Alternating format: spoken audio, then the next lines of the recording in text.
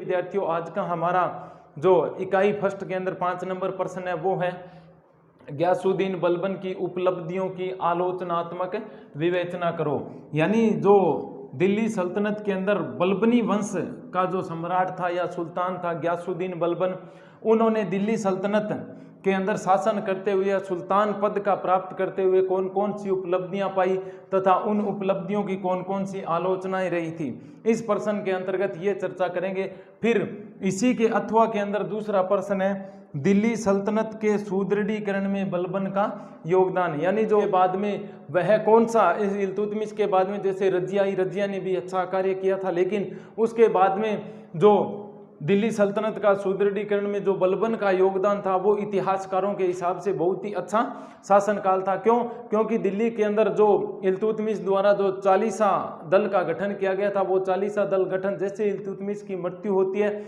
मृत्यु के बाद में अपने को स्वतंत्र शासन की श्रेणी में लेके आते हैं, उस सब का दमन किया था।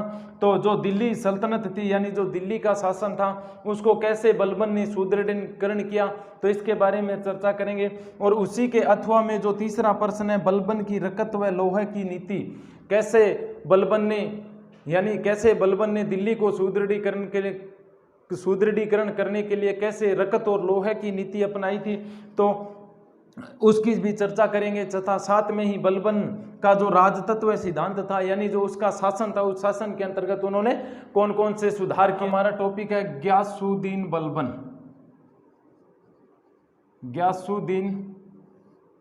बलबन।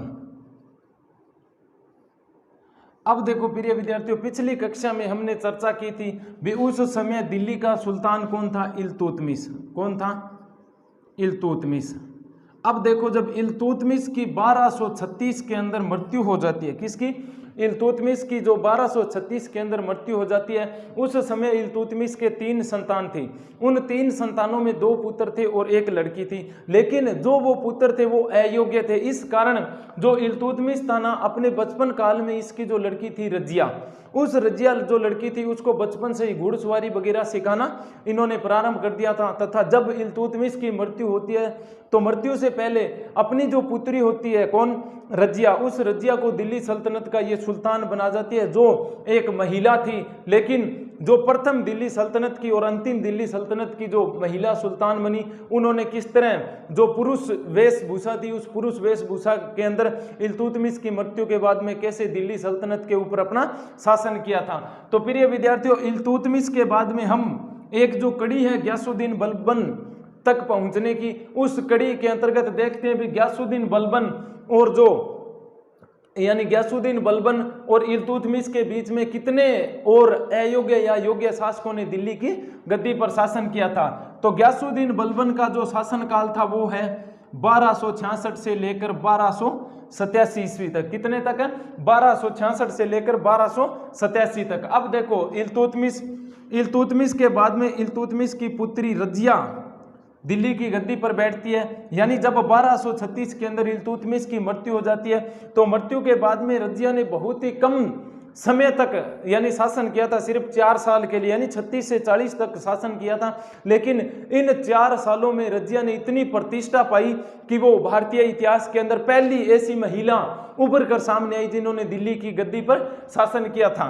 तो 1236 के अंदर जब इल्तुतमिश की मृत्यु हो जाती है, तो 12 से 36 से लेकर 40 तक किसी यानी जो अमीर सूबेदार के जो व्यक्ति थे उनकी साजिश के द्वारा जब रजिया की हत्या कर दी जाती है, तब इस रजिया के बाद में जो दिल्ली सल्तनत का सुल्तान बनता है उसका नाम है बहराम शाह।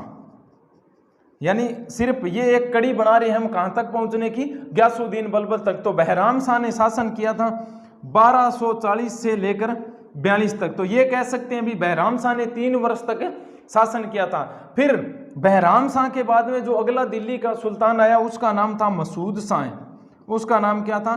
मसूद शाह। और इस मसूद शाह ने 1242 से लेकर और 1246 तक शासन किया था। कितने तक? मसूद शाह ने 1242 से लेकर 1246 तक शासन किया था। किसने? मसूद शाह ने। कहां? दिल्ली की गद्दी पर। अब मसूद शाह के बाद में फिर एक दिल्ली की गद्दी पर नया नवाब यानी नया सुल्तान आता है, जिसका नाम मैं यहां लिख रहा हूं, जिसका नाम था नासिरुद्दीन महमूद। नासिरुद्दीन महमूद, नासिरुद्दीन महमूद। और ये नासिरुद्दीन महमूद दिल्ली की गद्दी पर कब से कब तक रहा था? 1246 से लेकर 66 तक। कब तक दिल्ली की गद्दी पर शासन किया था? 1246 से लेकर 66 तक। लेकिन जब 1266 के अंदर इस नसीरुद्दीन महमूद की मृत्यु हो जाती है, तब दिल्ली सल्तनत के जो अमीर सरदार थे, उन अमीर सरदारों का अच्छा सहयोग प्राप्त करके और नई दिल्ली की गद्दी के ऊपर एक जो व्यक्ति यानी स्थापित हुआ या जिन्होंने दिल्ली की गद्दी पर प्रतिष्ठा या प्रतिष्ठापित हुआ, वो व्यक्ति था गयासुद्दीन बल्बन। क्या नाम था? बहाउद्दीन। बचपन का नाम बहाउद्दीन, लेकिन ये एक बहाउद्दीन नाम का यानी कह सकते हैं भी एक साधारण सा लड़का और कैसे अपनी योग्यता के हिसाब से और कैसे दिल्ली की गद्दी पर पहुंचता है। लेकिन बचपन का नाम क्या था इसका? बहाउद्दीन। और इसका वंश कौन सा था? दूसरी चर्चा करते हैं वंश। तो वंश इसका था इल्बरी तुर्क। वंश इसका कौन सा था? इल्बरी तुर्क। वो इल्बरी तुर्क जिस तरह इल्तुतमिश के बारे में हमने चर्चा की थी। तो इसका जो इल्तुतमिश का जो पिता हुआ, गयासुद्दीन बलबन का जो पिता था वो जो इल्बरी तुर्क थे। कौन से? जो गयासुद्दीन बलबन का जो पिता था वो जो इल्बरी तुर्क थे, जो एक ईरान के अंदर ये इल्बरी तुर्क की जो कह सकते हैं भी जो वंशज है वो पाया जाता है। तो इस जो पिता था इल्बरी तुर्क, ये इल्बरी तुर्क वहाँ जो इल्बरी तुर्कों के कबीले थे, वहाँ इल्बरी तुर्कों के कबीले थे, उन कबीलों का मुखिया था कौन? गयासुद्दीन बलबन का पिता। कौन से कबीलों का? इल्बरी जो तुर्कों के कबीले थे उन कबीलों का मुखिया था कौन? बलबन का पिता। लेकिन ये बलबन का पिता वहां का मुखिया तो था, 10,000 परिवारों का यानी जो इल्बरी तुर्कों का 10,000 का परिवार था, उन परिवारों का खान था। खान का मतलब ये कह सकते हैं भी खान मुखिया था, एक उपाधि थी खान की। तो अब कह सकते हैं भी जो गयासुद्दीन बलबन के बचपन का नाम बहाउद्दीन, वंश इल्बरी तुर्क, और जो वंश इल्बरी तुर्क था, जो इसका पिता था वो जो इल्बरी तुर्कों के जो कबीले थे उन कबीलों का क्या था? मुखिया। और 10,000 परिवारों का खान कहलाता था कौन? यानी जो गयासुद्दीन बलबन का पिता था। गयासुद्दीन बलबन अपने बचपन में था तो उस समय जो एक मंगोल जाति थी, यानी एक जो मंगोल जाति थी पश्चे, यानी कह सकते हैं भी जो मंगोल जाति थी, उसके द्वारा उस जो गयासुद्दीन बलबन नाम का या बहाउद्दीन नाम का बच्चा था, उस बच्चे का अपहरण कर लिया जाता है। किसका?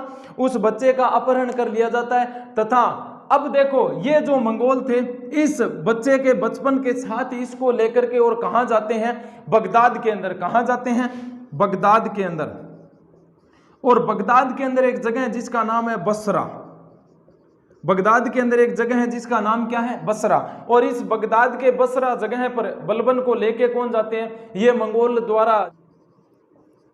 अब देखो ये जो ख्वाजा जमालुद्दीन था ना, ये किसको खरीद लेता है? बलबन को खरीद लेता है। किन के द्वारा? मंगोलों के द्वारा। जब मंगोल यानी गयासुद्दीन बलबन को बगदाद लेके गए, और बगदाद के अंदर एक जगह है जिसका नाम क्या है? बसरा। इस बसरा का एक व्यक्ति होता है जिसका नाम क्या है? ख्वाजा जमालुद्दीन। ये ख्वाजा जो जमालुद्दीन है ये खरीद लेता है किसको? बलबन को। बलबन को खरीदने के बाद में इन्होंने इसके साथ में एक अच्छा सहयोग किया, यानी ये कह सकते हैं इसके साथ में अच्छा बर्ताव किया, इसके साथ में अच्छी तरह वो पेश आया। यही जो ख्वाजा जमालुद्दीन था, जब ये अपने साथ में इसको दिल्ली लेके आता है, कहां? दिल्ली लेके आता है। और उस समय दिल्ली की गद्दी पर शासन किसका था? इल्तुतमिश का। उस समय दिल्ली की गद्दी पर शासन इल्तुतमिश का था। जैसे ये दिल्ली लेके आता है उस समय ये इल्तुतमिश ग्वालियर अभियान पर गया हुआ था। किस अभियान पर? ग्वालियर अभियान पर गया हुआ था। और इस ग्वालियर अभियान के अंतर्गत जो ख्वाजा जमालुद्दीन था, उस ख्वाजा जमालुद्दीन के पास में इस लड़के को देखता है। किसको? बलबन को देख लेता है। किसको? बलबन को इस लड़के को देखता है। और देखने के बाद में ये जो इल्तुतमिश है, इल्तुतमिश जब ग्वालियर अभियान पर गया हुआ था उस समय इस बहाउद्दीन नाम या बलबन नाम का जो लड़का था, इस लड़के को खरीद लेता है। इस लड़के को खरीद लेता है। और किसके रूप में? अपने एक गुलाम के रूप में। किसके रूप में? अपने एक गुलाम के रूप में किसको खरीद लेता है? यानी बहाउद्दीन या गयासुद्दीन बलबन को कौन खरीद लेता है? इल्तुतमिश। कब खरीदता है? जब वो किस अभियान पर गया हुआ था? ग्वालियर अभियान पर गया हुआ था। और यानी जो उपाधि थी उस उपाधि का नाम क्या था? खास बरदार। और उस समय जो तुर्की भाषा थी उस भाषा के हिसाब से जो खास बरदार का पद था, इसका ये मतलब हुआ करता था ये इल्तुतमिश के आसपास में रहता था तथा उसका खास वफादार बनकर। खास बरदार पद के साथ साथ में इल्तुतमिश ने इसको जो अपने 40 गुलामों का एक दल बनाया था। किसने? इल्तुतमिश ने। हम पिछले प्रश्न में पढ़ के गए अभी, 40 गुलामों का दल किसने बनाया था? इल्तुतमिश ने। उस 40 गुलामों के दल में किसको शामिल किया? बलबन ने।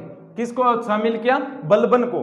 किन्होंने? इल्तुतमिश ने जो 40 गुलामों का दल बनाया था उन दलों के अंदर किसको एक पद किसको भी दिया गया था? बलबन को। क्यों? अब देखो कैसे एक गुलाम था और गुलाम से चलकर कैसे धीरे धीरे धीरे धीरे संघर्ष करता हुआ और 1266 के अंदर कैसे ये लोगों का विश्वास जीतता है और कैसे दिल्ली की गद्दी पर आसीन हो जाता है। कौन? गयासुद्दीन बलबन। अब फिर जब यहां इल्तुतमिश की मृत्यु हो जाती है, फिर दिल्ली की गद्दी पर शासिका कौन होती है? रजिया। इसको हम रजिया सुल्ताना भी कह सकते हैं या सुल्तान। इस रजिया सुल्तान के शासन काल में भी उन्होंने एक उपलब्धि पाई, कह सकते हैं कि इन्होंने बलबन ने एक उपलब्धि पाई। उस उपलब्धि के अंतर्गत एक पद प्राप्त किया। किसके शासन काल में? रजिया के शासन काल में एक पद प्राप्त किया जिसको हम कह सकते हैं अमीर ए शिकार, जिसके अंतर्गत इन्होंने एक पद प्राप्त किया जिसको नाम था अमीर ए शिकार। अब देखो ये कह सकते हैं भी अमीर ए शिकार का पद जब इन्होंने रजिया के शासन काल में भी प्राप्त कर लिया था, लेकिन था तो ये इल्तुतमिश का गुलाम, लेकिन कैसे जब उसकी बेटी रजिया सुल्ताना दिल्ली की गद्दी पर आसीन होती है उसी जो समय था वो भी ये बलबन अपनी योग्यता के हिसाब से धीरे धीरे अपने सर्वोच्च शिखर पर जा रहा था और इसी के समय में भी एक उपाधि पाई जिसका नाम क्या था? अमीर ए शिकार। अब जब रजिया की मृत्यु हो जाती है और उसके बाद में नया शासक कौन आता है? बहराम शाह। नया शासक कौन आता है? इस जो बहराम शाह था, इस बहराम शाह का भी विश्वास जीता किन्होंने? बलबन ने। और इस बहराम शाह के शासन काल में इन्होंने जो पद प्राप्त किया था उसका नाम था अमीर ए आखुर। पद प्राप्त किया था उसका नाम क्या था? अमीर ए आखुर। किसके शासन काल में? अमीर ए आखुर का पद प्राप्त किया बलबन ने। किसके शासन काल में? बहराम शाह के शासन काल में। अमीर ए आखुर का अर्थ होता है असवसाला का अध्यक्ष, यानी जो घोड़ों का लेन देन या घोड़ों का जो संचालन करना, किन सैनिकों को कितने घोड़े देने हैं, किस सैनिकों का, तो ये कह सकते हैं भी जो अमीर ए आखुर का अर्थ होता है असवसाला का अध्यक्ष नियुक्त कर दिया। किसने? बहराम शाह ने। किसको? गयासुद्दीन बलबन को। तो ये कह सकते हैं भी धीरे धीरे बलबन कैसे दिल्ली की गद्दी की ओर अग्रसर हो रहा है और कैसे एक दिन 1266 का एक दिन ऐसा समय आता है जब ये दिल्ली की गद्दी पर आसीन होता है। और आसीन बहराम शाह के शासनकाल में अमीर आखुर का पद पाया। उस पद के अंतर्गत अपनी ये कह सकते हैं भी अच्छा युद्ध संचालन या वाकपटुता के हिसाब से बहराम शाह का विश्वास जीता किन्होंने? गयासुद्दीन बलबन ने। और बलबन ने साथ में तो ये पद दिया और पद देने के साथ साथ में हांसी व रेवाड़ी की जागीरें भी प्रदान की। किसको? गयासुद्दीन बलबन को। अब नया एक सुल्तान आता है जिसका नाम क्या है? नासिरुद्दीन महमूद। अब इस नासिरुद्दीन जो महमूद था, ये कह सकते हैं इसी नासिरुद्दीन महमूद के बाद में जब इसकी मृत्यु हो जाती है तो दिल्ली की गद्दी पर आसीन कौन होगा? गयासुद्दीन बलबन। 1249 के अंदर हम क्या था? नायब ए मुमालिकात। कौन सा पद देता है? नायब ए मामूलिकात। ये कह सकते हैं ये जो नायब ए मामूलिकात था ये उस समय प्रधानमंत्री के अंतर्गत, जिस तरह कह सकते हैं भी उस समय नासिरुद्दीन महमूद का प्रधानमंत्री था और सैन्य संचालन और जो राज कार्य थे उसमें ये हाथ बंटाया करता था। तो नायब ए मुमालिकात का साथ में तो पद पाया तथा साथ ही साथ इस नासिरुद्दीन ने इस बलबन को एक उपाधि दी। क्या दी? उपाधि दी। और उस उपाधि का नाम क्या था? उलुंग खां। उलुंग खां। कौन सी उपाधि पाई? उलुंग खां। तो प्रिय विद्यार्थियों, हमारे जो प्रश्न पत्र के अंतर्गत जो 2 नंबर वाले प्रश्न है उसमें पूछा जा सकता है रजिया के शासनकाल में बलबन ने ये उपाधि पाई, बहराम शाह के शासनकाल में अमीर आखुर का पद प्राप्त हुआ था, हंसी व रेवाड़ी की जागीरें दी। फिर उसके बाद में नासिरुद्दीन महमूद 1249 के अंदर नायब ए मुमालिकात के पद पर इसको नियुक्त किया तथा साथ ही साथ एक उपाधि दी जिसका नाम क्या था, उलुंग खां। तो प्रिय विद्यार्थियों ये कह सकते हैं भी ये उपाधि पाने के बाद में, ये उपाधि पाने के बाद में ये जो बलबन था ये 20 वर्ष तक प्रधानमंत्री के पद पर रहता है। कितने वर्ष तक? 20 वर्ष तक प्रधानमंत्री के पद पर रहता है। तथा जैसे ही 1266 के अंदर इस नासिरुद्दीन महमूद की मृत्यु होती है तो इसके जीवन में एक नया मोड़ लेके आती है, और वही नया मोड़ इसी गयासुद्दीन बलबन जो इल्तुतमिश का खरीदा हुआ गुलाम था, उस खरीदे हुए गुलाम को कैसे दिल्ली की गद्दी पर आसीन किया जाता है। तो जैसे ही 1266 के अंदर नासिरुद्दीन महमूद की मृत्यु होती है तब दिल्ली के का जो सुल्तान था उस सुल्तान का पद क्या हो गया था, रिक्त हो गया था। क्यों? क्योंकि नासिरुद्दीन महमूद क्या था उस समय, अंतिम शासक था। किस वंश का? शमसी वंश का। लेकिन जब इनकी मृत्यु हो जाती है तब दिल्ली के जो लोग थे या अमीर जो लोग थे, इन लोगों ने दिल्ली की गद्दी पर एक नए व्यक्ति को बिठाया। किसको? बलबन को। किस व्यक्ति को बिठाया? और बलबन को बिठाया 12 फरवरी 1266 को दिल्ली की गद्दी पर आसीन हो जाता है। कौन? जो बहाउद्दीन नाम का लड़का था। और ये बहाउद्दीन कह सकते हैं या बलबन कह सकते हैं। बलबन था जो 18 फरवरी 1266 को दिल्ली की गद्दी पर आसीन होता है तथा किस नाम से दिल्ली की गद्दी या सिंहासन पर बैठता है? गयासुद्दीन बलबन। किस नाम से दिल्ली की गद्दी पर बैठता है? गयासुद्दीन बलबन के नाम से दिल्ली की गद्दी पर सुल्तान के रूप में बैठता है। सर्वप्रथम यानी इसके जीवन में जो जो मोड़ आए वो कैसे? सर्वप्रथम इसको एक दास के रूप में खरीदा गया। किसके रूप में? एक दास के रूप में खरीदा गया। फिर दास से उसको एक पद मिला जिसके अंदर इसको क्या बनाया गया? अमीर। जिस तरह मिला था ना अमीर याकुर यानी अमीर मामूलाकात या इस तरह के जो पद मिले थे, तो सर्वप्रथम ये दास था, फिर अमीर का पद प्राप्त हुआ। उसके बाद में कैसे इन्होंने खान की उपाधि धारण की, जब इनको उलुंग खां की उपाधि दी गई थी। किसके द्वारा? नासिरुद्दीन महमूद द्वारा। और खान के बाद में कैसे दिल्ली का सुल्तान बना। तो अब देखो, एक दास के बाद में विश्वास जीता, वहां के शासकों का अमीर का पद प्राप्त किया, फिर अमीर के बाद में खान की उपाधि धारण की और खान के बाद में सुल्तान। तो प्रिय विद्यार्थियों, बलबन दिल्ली सल्तनत का पहला ऐसा व्यक्ति था जिन्होंने दास होते हुए अमीर, खान व सुल्तान का पद प्राप्त किया था। कौन कौन सी उपाधियां धारण की सुल्तान बनने के बाद है? तो एक तो इन्होंने उपाधि धारण की थी, वो तो कौन सी थी? उलुंग खां। कौन सी उपाधि? उलुंग खां। और ये उलुंग खां की जो उपाधि थी ये किसको दी थी? एक नंबर की जो उपाधि थी उलुंग खां, ये उलुंग खां की उपाधि इसको किसने दी थी? नासिरुद्दीन महमूद ने दी थी। किसने? नासिरुद्दीन महमूद। जिले इलाही का अर्थ क्या होता है? ईश्वर का प्रतिनिधि। अब देखो, जिले इलाही ईश्वर का प्रतिनिधि, ये जो बलबन सुल्तान बनने के बाद में वो अपने आप को एक उपाधि देता है जिसका अर्थ क्या होता है? जिले इलाही। यानी ये कह सकते हैं ये बलबन मानता था भी दुनिया के अंदर जो सर्वोपरि स्थान है वो किसका है? ईश्वर का। कहाँ? यानी जो हमारा स्वर्ग लोक का जो स्थान है वहां सबसे बड़ा स्थान किसका है? ईश्वर का। लेकिन जो हमारी भूमि का लोक है या भूमि का भूलोक है, और वहां का जो स्वामी होता है या वहां का जो सुल्तान होता है, राजा होता है या सम्राट होता है, वो उस भगवान के प्रति उसकी प्रतिनिधि होता है, यानी उसके द्वारा एक भेजा हुआ पैगंबर या दूत होता है। जिस तरह भगवान अपने जनता की रक्षा स्वयं करता है, उसी तरह जो सम्राट या सुल्तान होता है उसको भी अपनी प्रजा का लालन पालन उसी तरह करना चाहिए। तो इसी प्रकार उन्होंने एक उपाधि धारण की जिसका नाम क्या था? जिले इलाही। यानी जो तीसरी उपाधि थी नियाबते खुदाई। इस नियाबते खुदाई के अंतर्गत जो अर्थ होता है हिंदी के अंदर वो होता है पृथ्वी पर अल्लाह का प्रतिनिधि। जिस तरह हम हिंदू धर्म के अंदर जो ईश्वर होता है उसको हम ईश्वर कहते हैं, भगवान, परमात्मा जो भी है, लेकिन उसी तरह जो मुसलमान थे वो मुसलमान उसी इंसान को या तो पृथ्वी पर अल्लाह कहते हैं या रब कहते हैं, उसी के हिसाब से अपने यानी कह सकते हैं भी अपनी भाषा के हिसाब से। तो जो बलबन था उन्होंने तीसरी उपाधि किसकी धारण की? नियाबते खुदाई। उपाधियां धारण करने के बाद में प्रिय विद्यार्थियों, ये जो पीछे के शासन काल के अंतर्गत ये कह सकते जो पीछे के शासनकाल के अंतर्गत जो गुलाम थे या जो दिल्ली सल्तनत का शासन था, उस शासन के अंतर्गत जो बलबन से पीछे पीछे का था, उसके अंतर्गत जो दरबार लगाया जाता था, तो उस दरबार के अंदर क्या क्या होते थे, उन सब चीजों का बहिष्कार कर दिया था किन्होंने, गयासुद्दीन बलबन। और गयासुद्दीन बलबन दिल्ली सल्तनत का पहला ऐसा इतिहास यानी कह सकते हैं सुल्तान था जिन्होंने अपने जो दरबार हुआ करता था उस दरबार के अंदर गैर मुस्लिम लोगों को भी प्रवेश देना प्रारंभ किया था। किसने? गयासुद्दीन बलबन।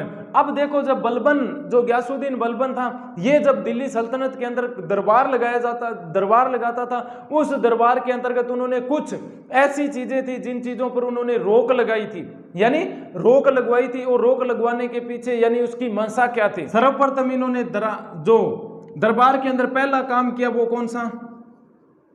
शराब पर रोक लगाई।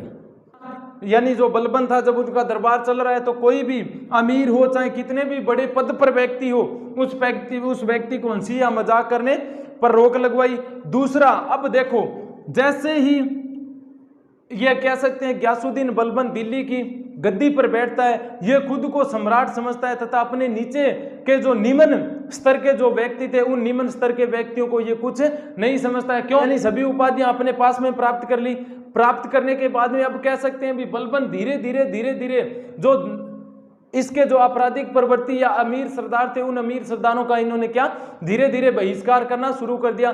तथा अब देखो तीसरा इन्होंने क्या कार्य किया, जो कह सकते हैं भी एक सुल्तान को नहीं करना चाहिए था, लेकिन गयासुद्दीन बलबन ने क्या किया, जो छोटे स्तर के अमीर थे,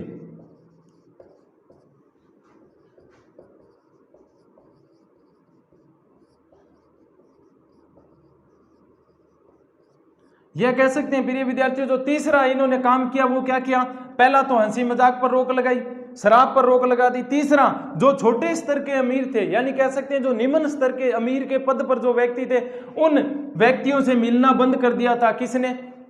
गयासुद्दीन बलबन ने। फिर उसके बाद में इन्होंने चौथा जो दरबार के अंदर क्या किया, वो नृत्य या संगीत पर रोक लगा दी। नृत्य या संगीत पर रोक। सुल्तान का पद प्राप्त करने के बाद में 3 प्रथा प्रारंभ करता है। उन प्रथा प्रारंभ के अंतर्गत एक तो क्या है, कह सकते हैं भी त्योहार है, और 2 जो राजा अपने अधीन रह करके या जो अन्य जो लोग थे या उसके नीचे जो कार्य करने वाले थे, उन लोगों के लिए 3 प्रथा प्रारंभ करता है जब वो दरबार में आते थे। या दिल्ली सल्तनत के अंदर जो सिजदा प्रथा का प्रारंभ किया था वो किसने? गयासुद्दीन बलबन। सिजदा का मतलब होता है भी जैसे ही कोई चाहे कितने ही बड़े पद का अमीर व्यक्ति हो, वो जैसे ही राजा के या बलबन के दरबार में आएगा तो सर्वप्रथम वो क्या करेगा, सिजदा करेगा। और उस सिजदा के अंतर्गत क्या होता था भी, व्यक्ति के पास में विद्यार्थियों पद चाहे कितना ही बड़ा हो, जो व्यक्ति था या कह सकते हैं अमीर, जो बड़े बड़े अमीर लोग थे, या कोई दूसरा राजा भी अगर बलबन के दरबार में आता है तो उस बलबन के दरबार में उसको सर्वप्रथम सिजदा करना पड़ता था। और सिजदा का अर्थ क्या होता है, पहले जो व्यक्ति आता है वो अपने घुटने के बल बैठता है तथा घुटने के बल बैठ करने के बाद में अपने सिर को झुकाता है नीचे की ओर। कैसे? नीचे की ओर सिर को झुकाता है, और सिर को झुकाने के बाद में सुल्तान के सामने क्या करेगा, सलाम करेगा। अगर ऐसा कार्य कोई व्यक्ति नहीं करता था तो बलबन उसको मौत के घाट उतार देता था। पायबोस प्रथा के अंतर्गत जो व्यक्ति या अमीर आया है उसको पहले तो घुटने के बल बैठकर सिजदा करना पड़ेगा। किसके सामने? सुल्तान के सामने। फिर उसके बाद में फिर जो दूसरी प्रथा थी पायबोस प्रथा, इस पायबोस प्रथा के अंतर्गत चरणों को चूमना पड़ेगा। किसके? सुल्तान के चरणों को। किसको? जो व्यक्ति घुटने के बल चलकर आया है। तो ये कह सकते हैं जो फारसियों का त्योहार था कौन सा? नवरोज जो त्योहार था, उस नवरोज जो फारसियों का त्योहार था, उस त्योहार का भी दिल्ली सल्तनत के अंतर्गत प्रचलन या प्रारंभ किसने किया था? गयासुद्दीन बलबन ने। तो प्रिय विद्यार्थियों, गयासुद्दीन बलबन ने जैसे ही दिल्ली का सुल्तान बना, उसके बाद में ये सिजदा प्रथा, पायबोस, नवरोज, ये प्रथाएं प्रारंभ करने वाला व्यक्ति कौन था? बलबन जो एक कथन कहता है, बलबन ने खुद कहा था, वो कथन क्या है, जब मैं किसी तुच्छ परिवार के व्यक्ति, यानी जब मैं किसी गरीब जो परिवार का व्यक्ति है, उस गरीब परिवार के व्यक्ति को जब मैं देखता हूं, किसको? गरीब परिवार के व्यक्ति को मैं देखता हूं, तो देखता हूं तो मेरा खून खोल उठता है। खून का मतलब यानी जो उसका खून है वो उबाल खाने लग जाता है जब मैं किसी गरीब आदमी को देखता हूं। ये बात किसने कही है? खुद बलबन ने। अब देखो कुछ इतिहासकार ये भी बताते हैं भी जो बलबन था यानी जो गयासुद्दीन बलबन था, वो गयासुद्दीन बलबन जब अपने राज दरबार से चलता था, किससे? राज दरबार से चलता था, तो इसके चारों ओर यानी मान लीजिए भी ये यहां पर गयासुद्दीन बलबन चल रहा है तो एक व्यक्ति यहां, एक यहां, एक व्यक्ति यहां और एक व्यक्ति यहां। ये चारों व्यक्ति अपने हाथ में नंगी तलवार लेकर और किसकी रक्षा करते थे? गयासुद्दीन बलबन की। यह प्रथा भी किसने प्रारंभ की थी? गयासुद्दीन बलबन की। अगर वो दिल्ली की गद्दी पर आसीन है या बैठा हुआ है तो भी जो उसके विश्वास पात्र 4 व्यक्ति थे, बलबन जब दरबार लगा करके और वापिस अपने शयन कक्ष या महल की ओर जाता था तो ये इस चारों जो व्यक्ति थे वो अपने हाथ में नंगी तलवार लेकर इसके चारों ओर चलते थे और साथ में एक शब्द बोलते थे, बिस्मिल्लाह। कौन सा शब्द बोलते थे? बिस्मिल्लाह। बिस्मिल्लाह बिस्मिल्लाह शब्द का स्मरण करते हुए इसके साथ में चलते थे। बलबन के 2 पुत्र थे। जब बलबन धीरे धीरे 1287 की ओर वृद्ध होता जा रहा था, एक का नाम क्या था इसके लड़के का? मुहम्मद खां, तथा दूसरा जो व्यक्ति था उसका नाम था बुगरा खां। क्या नाम था? बुगरा खां। दूसरे व्यक्ति का नाम क्या था? बुगरा खां। इस बुगरा खां के पास में पूर्वी प्रांत थे। किसके पास में? बुगरा खां के पास में पूर्वी प्रांत थे। और जो पश्चिमी प्रांत थे, कौन से पश्चिमी प्रांत थे, वे किसके पास में थे? मुहम्मद खां के। किसके पास में? मुहम्मद खां। लेकिन 1287 के अंदर भारत के ऊपर आक्रमण होता है। किसका? तैमूर का आक्रमण होता है और उस तैमूर के आक्रमण में मृत्यु हो जाती है। किसकी? मुहम्मद खां की। मुहम्मद खां की जब मृत्यु होती है, इस मुहम्मद खां से सबसे ज्यादा प्रेम करता था कौन? बलबन। किससे प्रेम करता था? लेकिन बलबन प्रेम करता था मुहम्मद खां से। लेकिन जैसे ही मुहम्मद खां की मृत्यु हो जाती है, ये बलबन पूरी तरह टूट जाता है। टूटने के पीछे एक इतिहासकार है जियाउद्दीन बर्नी। बलबन के बारे में क्या कहता है? जब इसके पुत्र मुहम्मद खां की मृत्यु हो जाती है, जो बलबन था, ये बलबन दिन के समय में जब राज दरबार लगाया करता था तो अपने आप को ऐसे महसूस करता था भी इसके कोई दुख नहीं है। शयन कक्ष के अंदर ये बलबन अकेला रहता है। उस समय ये बर्नी लिखता है भी सुबह के अंदर तो ये खुद को ऐसे साबित करता है भी कोई दुख नहीं है, लेकिन पूरी रात के समय में पूरी रात ये जो अपना व्यक्ति लड़का था मुहम्मद खां, इसकी मृत्यु होने के बाद में फूट फूट कर रोया करता था। 1287 के अंदर बलबन की मृत्यु हो जाती है। मृत्यु होने के बाद में एक इतिहासकार है जिसका नाम है बर्नी। ये बर्नी इतिहासकार बलबन की मृत्यु के बारे में क्या कहता है? इसके मलिक थे या जो सिपह सालाकार के जो व्यक्ति थे, किसके? बलबन के जो मलिक थे। यानी जब किसकी मृत्यु हो जाती है? बलबन की मृत्यु के बाद में जो इसके मलिक थे या इसके जो सलाहकार व्यक्ति थे या सेना का संचालन करने वाले व्यक्ति थे, उन सब ने अपने अपने वस्त्र फाड़ डाले। क्या? वस्त्र फाड़ डाले। किसकी याद में? बलबन की याद। सुल्तान का जो शव था उस शव को नंगे पैरों दारुल एक तुर्की भाषा का शब्द है जिसका दारुल अमल के लिए जब लेके जा रहे थे कब्रिस्तान की ओर। दारुल अमल का मतलब है जब अंत्येष्टि करने के लिए लेके जा रहे थे, किसके? बलबन की। और कैसे पैरों से? नंगे पैरों से जब दारुल अमल के कब्रिस्तान की ओर इसको लेके जा रहे थे, तब ले जाते समय उन जो अमीर लोग थे उन्होंने वहां की मिट्टी उठाई तथा अपने सिर पर डालते चले गए तथा अपने सिर की ओर अपनी इस जो मिट्टी थी उस मिट्टी को फेंका तथा इस बलबन की याद में 40 दिन शोक मनाया तथा भूमि पर सोए। 40 दिन तक शोक मनाया तथा भूमि पर सोए। बलबन की समस्याएं, यानी जब गयासुद्दीन बलबन जो दिल्ली की गद्दी पर आसीन होता है, आसीन होने के बाद में उसके सामने कौन कौन सी समस्याएं आती है? तो पहली जो प्रिय विद्यार्थियों समस्या है वो है राजकोष की रिक्तता। पहली समस्या क्या है? राजकोष की रिक्तता। अब देखो प्रिय विद्यार्थियों, राजकोष की रिक्तता कैसे? उसका जो खजाना था दिल्ली सल्तनत का वो खाली हो गया था और ये खाली जो खजाना था जब 1266 के अंदर बलबन दिल्ली का सुल्तान बनता है तो यही जो राजकोष की जो रिक्तता थी वो कैसे जो बलबन था उसके सामने समस्या पैदा करती है। तो जो बलबन और इल्तुतमिश के बीच में कितने ही शासकों ने शासनकाल किया, उस समय जो युद्ध या बाहरी आक्रमणों के अंतर्गत बहुत सारा धन था वो व्यर्थ चला गया था। किसके? युद्ध, चाहे तो किसी व्यक्ति के साथ में युद्ध करना, या जो विगत के जो पीछे के वर्ष थे उस वर्षों में किसी बाहरी व्यक्ति ने जब आक्रमण किया, आक्रमण करने के बाद में यानी जो जितने भी धन किसी ने लूटा, या राजनीतिक उपद्रवों तथा या जितने भी मंगोल लोग थे उन मंगोल लोगों के आक्रमण हुए, तथा उन आक्रमण को रोकने के लिए जो सैनिक संगठन थे उन सैनिकों को जो वेतन दिया गया था, उस वेतन के अंतर्गत जब बलबन दिल्ली का सुल्तान बनता है तो यानी जब उनको वेतन दिए गए थे तब वेतन से राजकोष की रिक्तता हो गई थी। तो सर्वप्रथम जब बलबन दिल्ली की गद्दी पर आसीन होता है या सुल्तान बनता है 1266 के अंदर, तो सर्वप्रथम जो पहली उसके सामने समस्या थी वो कौन सी थी? राजकोष की रिक्तता। अब वो कैसे, जो दिल्ली का राजकोष था वो खाली हो गया था, उस खाली राजकोष को कैसे वो भरेगा सर्वप्रथम, और कैसे अगर राजकोष रिक्त है तो कैसे वो सैन्य का संचालन करेगा, कैसे अपने सैनिकों को वेतन देगा, कहां से अपने घोड़ों के लिए वो खाना लेकर आएगा। तो ये सबसे बड़ी समस्या पहली किसके सामने आई? बलबन के सामने। तो दूसरी शक्ति है वो क्या है? चालीसा शक्ति को नियंत्रित करना। तो अब पहले ये समझते हैं ये जो चालीसा शक्ति थी ये थी क्या थी। हमने पिछले प्रश्न में चर्चा की थी इल्तुतमिश, और इल्तुतमिश ने 40 लोगों का एक गठन तैयार किया था जिसको हम चालीसा दल बोलते हैं।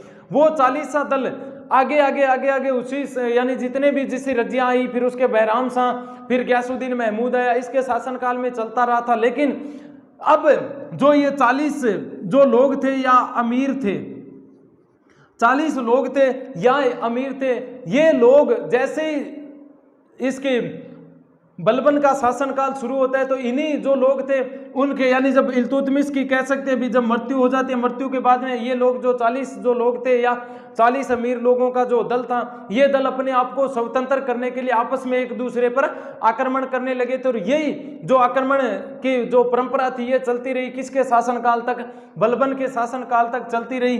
तो अब दूसरी जो बलबन के सामने समस्या आई भी, कैसे इन्हें जो 40 शक्ति है बड़ी बड़ी, जो यानी जो अंतिम सुल्तान था नसीरुद्दीन महमूद, उसकी मृत्यु के बाद में जब ये व्यक्ति स्वतंत्र रूप से शासन करने लगे थे तो कैसे जो ये 40 लोगों की शक्ति थी इस शक्ति को नियंत्रित किया जाए। इस शक्ति को नियंत्रित करने के लिए अंत के अंदर इन 40 जो व्यक्ति थे उन 40 लोगों का किसने दमन किया? बलबन ने दमन किया, तथा दमन करने के बाद में एक समय ऐसा आया भी ये जो 40 दल था इस 40 दल को भी समाप्त कर दिया। तीसरा जो बलबन के सामने समस्या आई वो है कानून व व्यवस्था की स्थापना करना। तो देखो अब कैसे बलबन के सामने तीसरी समस्या कैसे उत्पन्न हुई भी, कैसे तो वो अब कानून की व्यवस्था करे, तथा उस कानून की व्यवस्था के साथ साथ वो कौन सी व्यवस्था करे जिसके अंतर्गत कानून को सही तरीके से चलाया जा सके। उनकी व्यवस्था वो किस लिए करना चाहता था? क्योंकि इधर जो दिल्ली के आसपास का जो क्षेत्र था वहां के जो कटेहर लोग थे और वहां के जो मेवाती लोग थे वो बार बार आक्रमण कर रहे थे। किसके ऊपर? दिल्ली के ऊपर। जब वो बार बार आक्रमण कर रहे थे, कौन?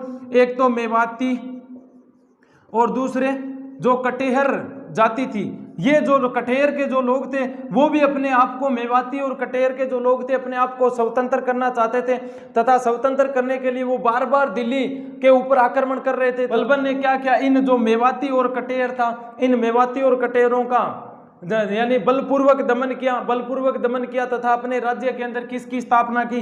कानून और व्यवस्था की स्थापना की। चौथी समस्या बलबन के सामने आई वो है मंगोलों के आक्रमण की समस्या। पश्चिमोत्तर जो सीमांत था, यानी जो पश्चिमी सीमा थी किसकी? दिल्ली की। उस पश्चिमी जो सीमा थी उस सीमा के ऊपर निरंतर आक्रमण हो रहे थे। किसके? मंगोलों के। आक्रमण के कारण उधर पंजाब और पंजाब के आसपास जो व्यास नदी का जो क्षेत्र था, नदी तक अपना जो सीमाएं किसने स्थापित कर ली थी? मंगोलों ने। तथा मंगोलों की जो सीमाएं थी अब किसको छूने लग गई थी? दिल्ली के प्रांत को छूने के लिए लग गई थी। दिल्ली सल्तनत की सीमाओं को छूने के लिए लग गई थी। किसकी सीमा? मंगोलों के जो पश्चिमोत्तर प्रांत थी उनकी जब सीमाएं दिल्ली के जो सीमांत यानी सीमा का जो क्षेत्र था उस पर लगने लग गई थी। इस कारण बलबन ने क्या किया, ये जो मंगोल लोग थे, इन मंगोल लोगों का दमन किया तथा दमन करने के साथ ही कैसे दिल्ली का जो सल्तनत था उस दिल्ली सल्तनत की रक्षा की। इन्हीं मंगोलों का दमन करने के लिए बलबन ने रकत व लोहे की नीति अपनाई। रकत व लोहे की नीति अपनाई किसने? बलबन ने।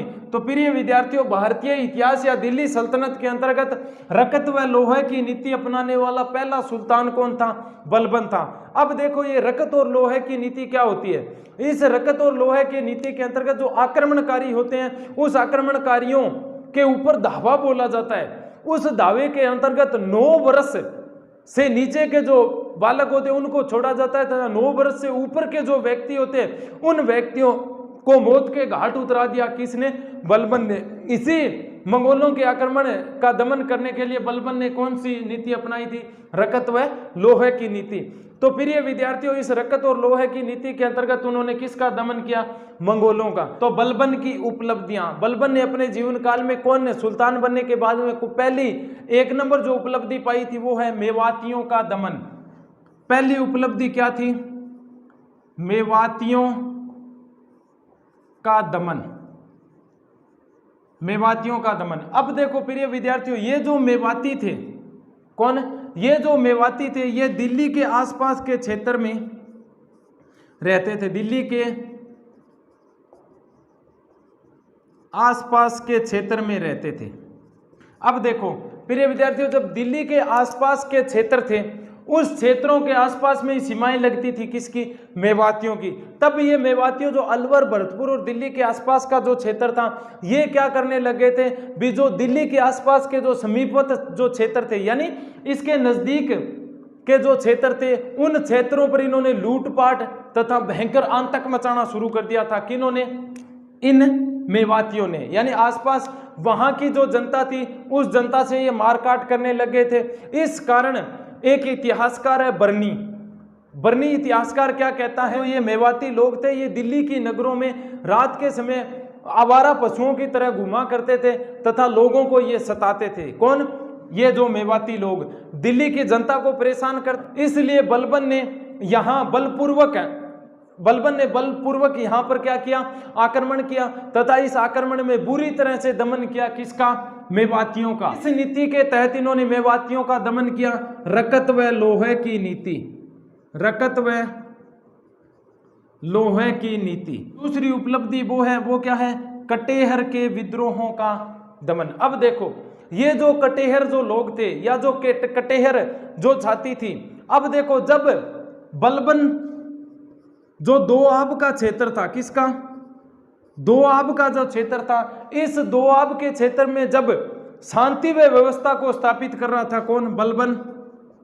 शांति व व्यवस्था को स्थापित कर रहा था। ये जो कटेहर है, कौन सा?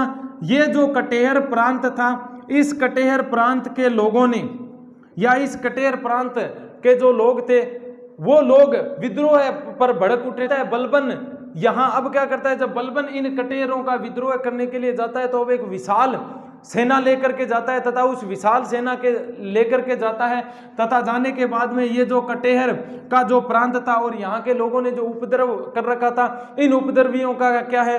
विस्तार पूर्वक दमन किया तथा उस दमन करने के बाद में यहाँ कटेहर के अंदर शांति व व्यवस्था की स्थापना की थी। जो कटेहर का जो क्षेत्र था, इस कटेहर के क्षेत्र के अंतर्गत कह सकते हैं भी बलबन ने अपनी सारी हदें पार कर दी थी। एक क्रूरता की जो हदें थी वो सारी पार कर दी थी और यहाँ के जो प्रांत थे इस प्रांत के अंदर ऐसा दमन करवाया कि जो स्त्री हो या पुरुष हो, स्त्री या पुरुष हो, अगर 9 वर्ष से उसकी आयु ऊपर है, कितने वर्ष तक? 9 वर्ष से अगर उसकी आयु ऊपर है तो उस 9 वर्ष से आयु के ऊपर जो भी मानव जाति का व्यक्ति है उस मानव जाति के व्यक्ति की बर्बरता पूर्वक हत्याएं करवा दी थी। किसने? बलबन ने। तो प्रिय विद्यार्थियों, इस तरह बलबन की जो दूसरी उपलब्धि थी वो कौन सी है? कटेहर के विद्रोहों का दमन। तीसरी उपलब्धि वो है दोआब के विद्रोहियों का दमन। अब देखो जब कटेहर के विद्रोहियों का जब ये दमन करने के लिए जा रहा था तब दोआब के क्षेत्र में शांति और व्यवस्था स्थापित करने के लिए गया था कौन? बलबन। लेकिन जैसे ही बलबन वहां गया हुआ था तो पीछे से जो कटेहर प्रांत थे वहां के लोगों ने यानी कह सकते हैं भी विद्रोह कर दिया था और उस विद्रोह को बलपूर्वक दबाया था किसने? बलबन ने। लेकिन अब देखो जब दोआब, ये जो दोआब का जो क्षेत्र था ना, यहां हिंदू सामंतों का शासन था। किसका? हिंदू सामंतों का शासन। किनका शासन था? किस क्षेत्र में? दोआब क्षेत्र के अंदर हिंदू सामंतों का शासन था। और ये हिंदू सामंत जो आपस में बार बार आक्रमण करके बल पर यानी बलबन पर और अपना जो क्षेत्र था उस क्षेत्र को स्वतंत्र कराना चाहते थे। लेकिन अब जो वे हिंदू जो सामंत थे वो दिल्ली के लिए जब चुनौती बन गए थे, जो दोआब का क्षेत्र था, इस कारण बलबन ने यहां भयंकर आक्रमण किया, दोआब के क्षेत्र पर भयंकर आक्रमण किया तथा इस भयंकर आक्रमण के साथ ही इन हिंदू सामंतों का क्या किया? दमन किया। तथा इस दमन के साथ साथ ही इस दोआब क्षेत्र में क्या, किस चीज का विस्तार किया? शांति और व्यवस्था का विस्तार। ने अपने जीवन में एक और उपलब्धि पाई। वो उपलब्धि कौन सी थी? 40 दल का दमन ने प्रारंभ किया था इल्तुतमिश ने। लेकिन ये आगे चलकर ये जो 40 दल था ये बलबन के लिए एक मुसीबत लेकर आया। कैसे? क्यों? क्योंकि जैसे ही नासिरुद्दीन महमूद की मृत्यु होती है, मृत्यु होने के बाद में ये जो 40 दल के जो अमीर व्यक्ति थे ये अपने अपने क्षेत्र में जहां इनको प्रांत दिए गए थे उन प्रांतों में स्वतंत्रता की घोषणा कर दी थी। इस कारण बलबन ने क्या किया? एक शक्तिशाली सेना का निर्माण किया। किसका? शक्तिशाली सेना का निर्माण किया। 40 दलों का जो सदस्य था उस सदस्यों के अंतर्गत चाहे तो वो बलबन का विरोध कर रहा हो या बलबन का विरोध नहीं कर रहा हो, लेकिन फिर भी अगर विरोध नहीं कर रहा है तो भी बलबन ने उसके ऊपर बर्बरता पूर्वक आक्रमण करवाए। बलबन का एक चचेरा भाई था जिसका नाम था शेर खां। और शेर खां ये कह सकते हैं भी बलबन के खुद का चचेरा भाई था जो किस दल में शामिल था? 40 दल में शामिल था। लेकिन शेर खां ने जब जैसे ये शेर खां किसकी बात नहीं मान रहा था? बलबन की। तो बलबन की बात नहीं मानी तो बलबन ने इसको जहर देकर मरवा दिया था। जहर देकर मरवा दिया। इस प्रकार इल्तुतमिश द्वारा जो 40 दलों का संगठन प्रारंभ किया गया था उस संगठन का अपनी उपलब्धियों के अंतर्गत दमन कर दिया था। किसने? कह सकते हैं भी बलबन ने अपने शासनकाल में जो 40 दलों का जो एक सदस्य था या जिसको दल 40 कहते हैं उस दल 40 का भी दमन किया। उनकी 5वीं उपलब्धि वो है तुगरिल के विद्रोह का दमन। सन जो 1279 था उस समय बंगाल का एक शासक था। कहाँ का? बंगाल का शासक था और उसका नाम क्या था? तुगरिल। ये तुगरिल कहाँ का शासक था? बंगाल का। लेकिन अब ये भी जो तुगरिल का जो शासक था ये भी अपने चापलूस तथा जो तेज या सावतेज जो मंत्री थे उन मंत्रियों के सहारे और बलबन के शासनकाल में हस्तक्षेप करने लग गया था। कौन? तुगरिल। हस्तक्षेप करने लग गया था। कौन? तुगरिल। किसके माध्यम से? अपने चापलूस मंत्रियों के माध्यम से। इस बात का जब बलबन को पता चलता है भी जो ये तुगरिल था ये भी दिल्ली सल्तनत के लिए या जो तेरा दिल्ली की जो नींव सुदृढ़ कर रहा है उसके अंतर्गत ये समस्या पैदा कर सकता है, तब 1279 के अंदर, कब? 1279 के अंदर इस तुगरिल पर बलबन का क्या होता है? आक्रमण होता है। तथा इस आक्रमण के अंतर्गत ये जो तुगरिल था इस तुगरिल की हत्या कर देता है। और हत्या करने के साथ में ही यानी जो अपना एक सेनापति जिसको भेजा था बलबन ने अमीन खां को, उस अमीन खां और इनके मध्य एक युद्ध होता है और उस युद्ध के अंदर ये तुगरिल मारा जाता है। जो बलबन के शासनकाल की जो उपलब्धियां थी ये थी उसके जीवन काल की महत्वपूर्ण उपलब्धियां कि बलबन ने जो अपने जो प्रशासन था उस प्रशासन के अंतर्गत कौन कौन से सुधार किए। तो प्रिय विद्यार्थियों, बलबन ने जो पहला सुधार किया वो है सेना का पुनर्गठन। यानी ये कह सकते हैं भी बलबन ने सर्वप्रथम जो अपने प्रशासन या अपने क्षेत्र के अंतर्गत सुधार किया तो सर्वप्रथम उसको किसकी आवश्यकता महसूस हुई? सेना का पुनर्गठन करने की।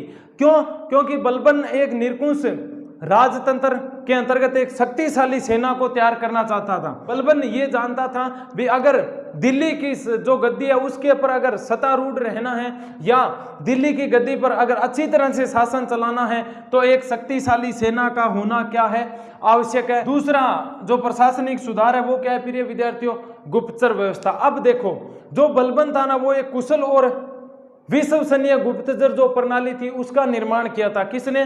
गुप्तचर व्यवस्था के अंतर्गत एक तो विश्वसनीय, जो विश्वास के पात्र हो। क्या? जो गुप्तचर विभाग के जो लोग हैं वो एक तो विश्वसनीय हो, कह सकते हैं जो बलबन की गुप्तचर प्रणाली थी वो उन्होंने ऐसे लोगों को विश्वास पात्र, जो अपने खुद के निजी विश्वास पात्र लोग थे, उन्हीं लोगों को गुप्तचर व्यवस्था में स्थान दिया। जो व्यक्ति क्या हो, सुल्तान की जो प्रतिष्ठा थी उसको मानने वाले हो, स्वामी भक्त हो सुल्तान के प्रति, और दूसरे क्या हो, सबसे ज्यादा ईमानदार। अब जो ये गुप्तचर विभाग था, इस गुप्तचर विभाग को बलबन के काल में ब्रीद कहा जाता था। अब देखो जो ब्रीद गुप्तचर विभाग को कहा जाता था तो इस गुप्तचर विभाग का कोई अध्यक्ष भी तो रखना पड़ेगा। गुप्तचर जो व्यवस्था थी इस गुप्तचर को बलबन के शासनकाल में ब्रीद कहा जाता था, तथा इस ब्रीद का जो अध्यक्ष होता था उस अध्यक्ष को क्या कहा जाता था, ब्रीद ए मुमालिकात। बलबन का जो प्रशासनिक कार्य था उसके अंतर्गत तीसरा इन्होंने सुधार किया। किसके अंदर? जो उसकी न्याय प्रणाली थी उस न्याय प्रणाली में सुधार किया। किसने? बलबन ने। निष्पक्षता के साथ न्याय की व्यवस्था की, तथा इसी न्याय व्यवस्था के साथ साथ जो व्यक्ति अपराधी होता था, क्या? जो व्यक्ति अपराधी होता था वो अपराधी जो व्यक्ति होता था उसको कठोर दंड दिया जाता था, कठोर दंड दिया जाता था। और इस कठोर दंड के अंतर्गत उसके कान, नाक, आंख या अंग भंग, ये सजा देने के साथ साथ क्या, कान काटा जा सकता है, नाक काटा जा सकता है, आंख फोड़ी जा सकती है, या किसी शरीर के अंग को भी भंग किया जा सकता है। न्याय प्रणाली के अंदर पहली बात तो निष्पक्षता के साथ उन्होंने न्याय। दूसरा, अगर कोई व्यक्ति अपराधी है, अगर वो उसका अपराध सही पाया गया तो उसको कठोर दंड दिया जाए। कठोर दंड के अंतर्गत नाक, कान, आंख, अंग भंग भी किया जा सकता है। तथा इस अंग भंग के साथ साथ उसको जो सार्वजनिक जगह थी बाजार की, जो सार्वजनिक जगह थी बाजार की, उस बाजार की जगह के अंदर सभी के सामने उसको क्या दे दी जाती थी, फांसी दे दी जाती थी। तो ये कह सकते हैं जो तीसरा प्रशासनिक कार्य किया बलबन ने वो क्या था, न्याय प्रणाली में सुधारों के अंतर्गत जो चौथा सुधार किया वो है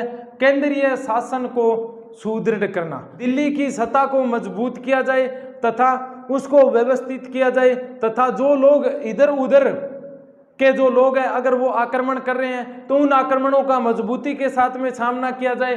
तथा ये जो दिल्ली की सत्ता थी, इस दिल्ली की सत्ता के अंतर्गत जो भी अमीर या अन्य जो उच्च विश्वासी व्यक्ति जो रखे गए थे,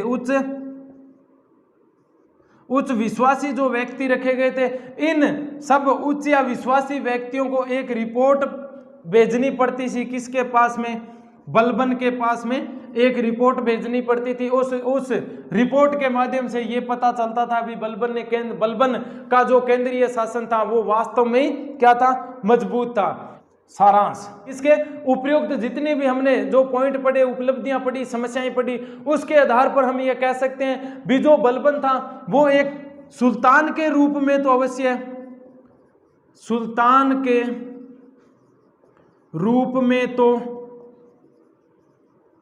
अवश्य सफल हुआ। सुल्तान के रूप में तो क्या हुआ, अवश्य सफल हुआ। लेकिन मानवोचित यानी जो एक मनुष्य के अंदर जो चीज होती है, कौन सी? दया, करुणा, रहम तथा तरस, इन सब का क्या था, अभाव था। किसके जीवन में अभाव था? बलबन के काल में, बलबन के जीवन में। ये कह सकते हैं भी जो बलबन था ना वो एक निरंकुश शासक था, और वो भी उस व्यक्ति के अंदर दया, करुणा, रहम तथा तरस, इन सभी चीजों का अभाव था। किसी व्यक्ति को दंड देता था तो दंड के अंदर इतिहासकार कहते हैं भी ये जो स्वयं किसके समान था, यमराज के समान था। किसके समान? यमराज के समान था। कौन? बलबन। इसी के आधार पर हम बलबन को क्या कह सकते हैं, लौह पुरुष की उपाधि दे सकते हैं। धन्यवाद।